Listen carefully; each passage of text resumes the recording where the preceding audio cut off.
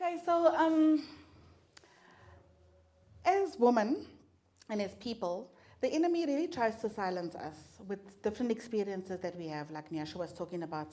There can be abuse, there can be a lot of strain in life, and it causes he robs us of our voice.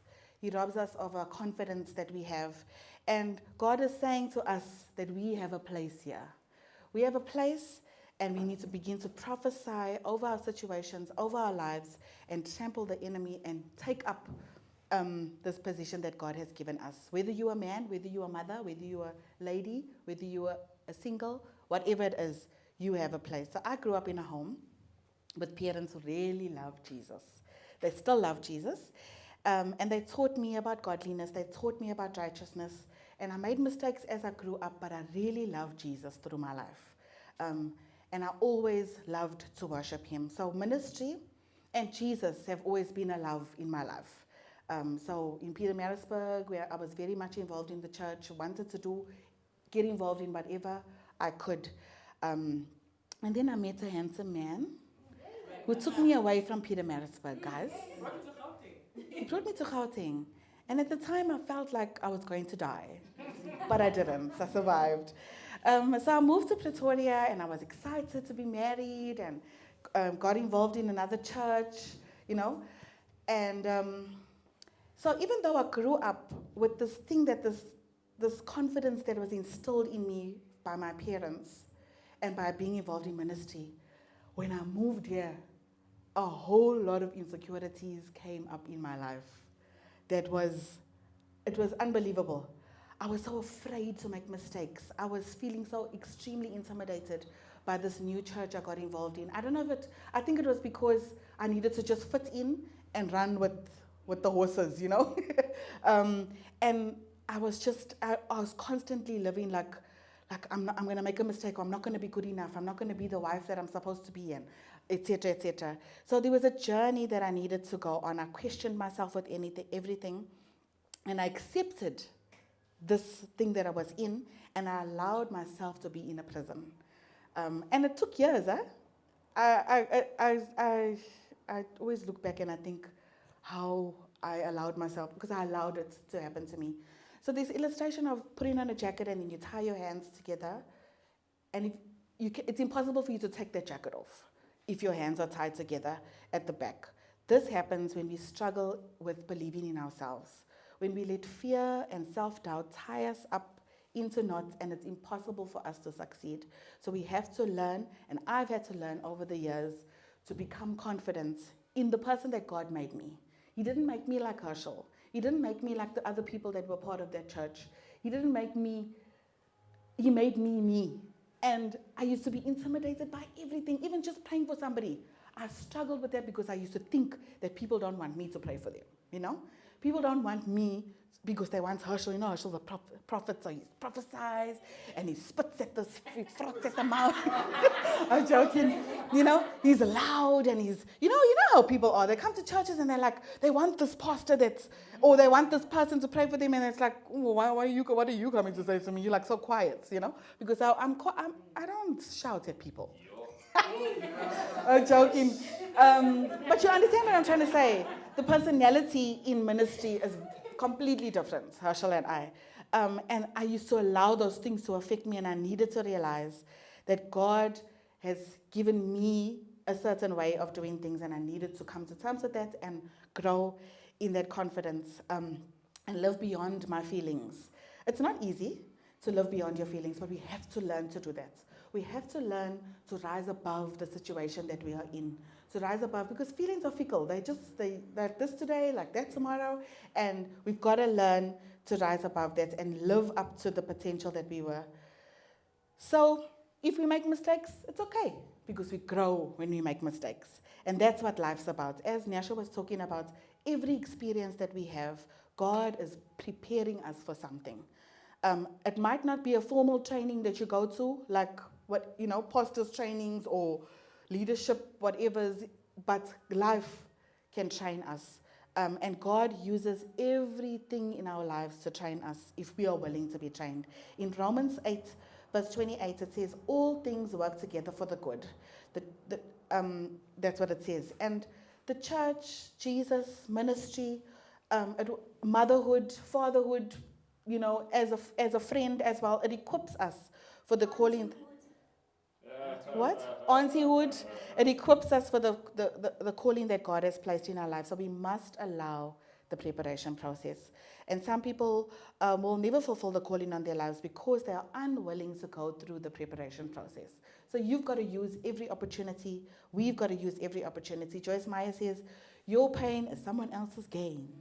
Your mess can be your ministry if you will have a positive attitude and decide to let everything that you go through prepare you for what is ahead. So maybe it's poverty, maybe it's abuse, maybe it's sickness, shame, hardship, regrets, broken homes, divorce, adultery, disappointments.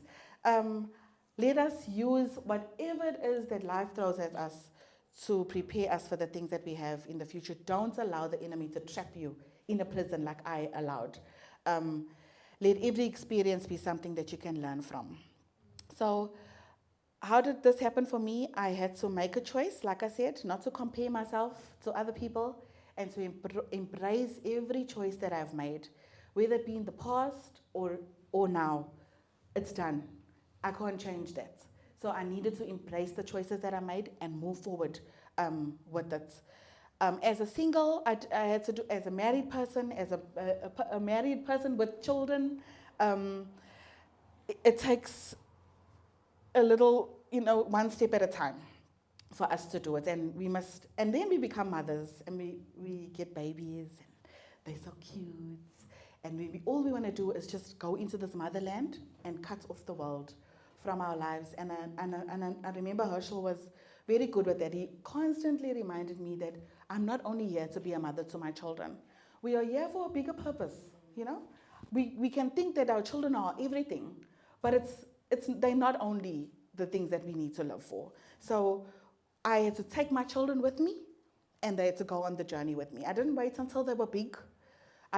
From babies, they had to go on this journey with me. 2 years old, Caitlin was 2 months. 2 months old, yeah, we were on a mission.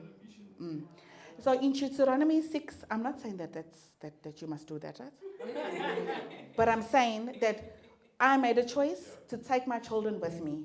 I didn't say, I have to stay at home because my children are small, or I can't get involved in this because of my children. No, we decided as a family we will do it together. And I want to talk to us about our influence that we have. So even though it's Mother's Day, it's not only for mothers. We have so much influence over people, over the next generation. And I'm so passionate about that, about raising up this next generation to be warriors in the kingdom, to stand on their own and to live for Jesus and to shout Jesus at the city gates, We've got a role to play in that, whether they're your biological children or not. We got influence over this next generation. In Deuteronomy 6, from verse 5 to 9, it says, love God in the Message version. Love God, your God, with your whole heart. Love him with all that's in you. Love him with all you've got. Write these commandments that I've given you today on your hearts. Get them inside of you and get them inside of your children. Talk to them about it wherever you are, sitting at home or walking in the streets.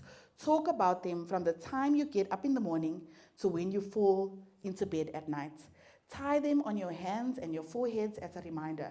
Inscribe them on the doorposts of your home and on your city gates. It is our responsibility to teach our children how to live.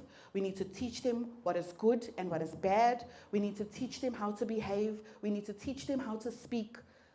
Wherever we are, this is what we have the responsibility to do. One of the most important things we need to do, though, out of all these things, is that we need to have a relationship with Jesus as adults, as us. We've got to have a relationship with Jesus, and we've got to point our kids to Jesus through their lives.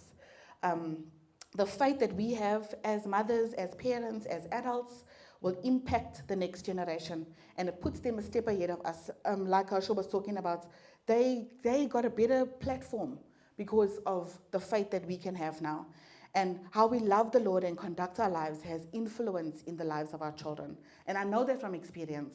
I watched my parents have an intimate relationship with Jesus. I watched how they treated each other, how they treated myself, how they treated my sister, I watched them, how they made decisions, how they related to people, how they opened up their home to people. And I don't know where I would have been if I did not have parents pointing me in the right direction constantly through my life. It's a great, great gift that we can give our children to love Jesus and to live according to his ways. We cannot tell them go to church and we're not doing it. We can't say how important Jesus is, but we don't even go to church. You know? We were talking to Tyron's son. Tyron is, he leads New Covenant Ministries. And we were talking to his son, Josh. And he said something so interesting to us. He said that when he was growing up, obviously he had parents that were fully involved in the church. And, you know, they had like sports stuff, and they knew on a Wednesday they couldn't do soccer. They were so loved to do soccer. And on a Wednesday they couldn't do soccer because they had a church thing going on. But their parents never said, you must be a church, that's why you can't go. They said, we're doing this because we love Jesus. This is what Jesus has asked us to do. We love him, so he's asked us to do this. So therefore, you need to come with us. It wasn't about church, it was about Jesus. And I think pointing our children to Jesus constantly is very, very important. One of the things that we also need to do is to teach these kids to pray. They mustn't look to us to fulfill the needs that they have. That's one thing that we try to do. When they ask us for something and we know at the moment we cannot afford it, or maybe we'll never afford it, I always say to my children, you must pray. Pray that Jesus will give it to you. There was a time when they were saying they want a hoverboard. You know, hoverboards are expensive, eh? I think they're like 3,000. Yeah. 3,000. There ain't no way I'm going to be able to buy a hoverboard for my children. And I said, you must pray for that. You must pray that God will provide, because God can give you anything that you want. And so it was like sort of a few months later, we were chatting to Herschel's sister and it was her husband. It wasn't a husband at the time, but a husband now. And they were saying, he has this hoverboard and he would like to give it to the kids. He didn't tell them anything about the kids wanting to have a hoverboard or anything, but he got this thing, he doesn't use it, it's just there, he wants to give it to them.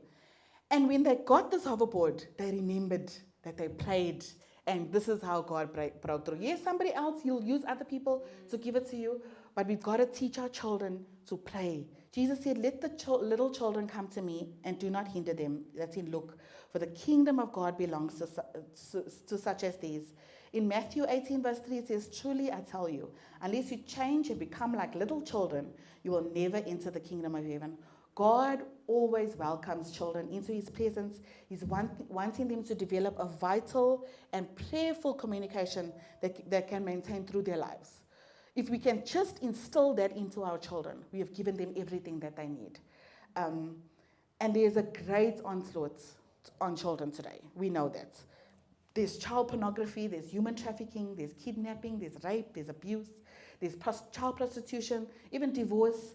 And all these things are global battles that our children are dying from. Depression. Little kids are depressed because of what is happening to them. But we've got to teach our children to pray. Because when we teach them to do that, they will never feel hopeless. Even when the world seems to be crumbling around them, they will know that there's a God, there's Jesus, is the God of hope, and that I never ever need to give up because I have Jesus. And children may be very small, but they have enormous hearts.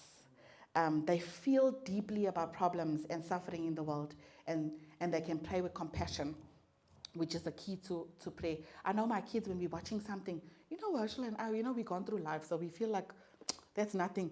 But they get so like anxious when some trouble is coming to somebody, when they're watching a movie. They're like, they can jump up and down because now something's going to happen to these people. So they really do feel. They feel deeply. And I think that's so important for them for this prayer journey for them.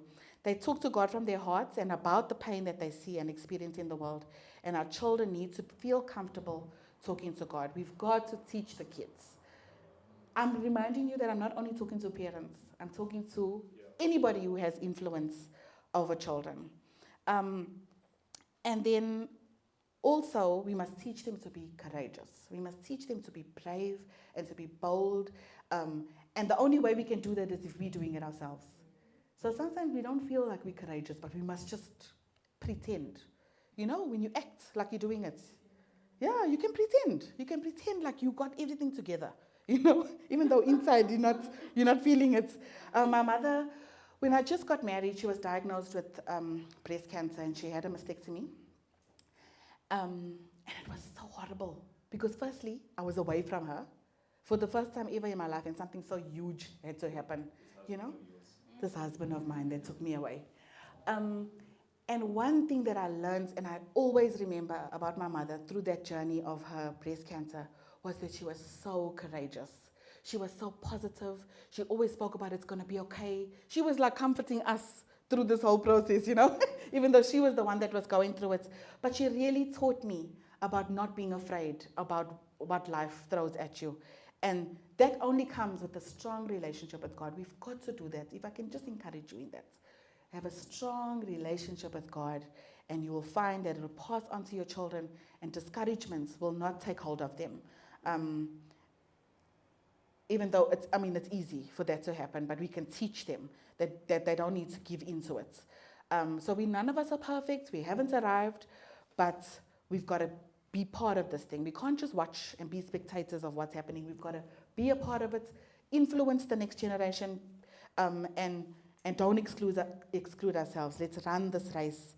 We mustn't compare ourselves with the next person. What Blaine can give to somebody, I will never be able to do it. That's why we together. That's why we a community, a church community, because we all have our different roles to play that will bring these children up, and they will be full of strength, full of hope, full of faith. And let's be strong. Let's be courageous. Let's be the people that we want to hang out with. Huh? And our children will want to hang out with us also. And let's conquer the world, and let's simply just say yes to Jesus and let him lead us. There's no greater adventure than living his way. So let's influence the next generation to be champions for Jesus. Amen.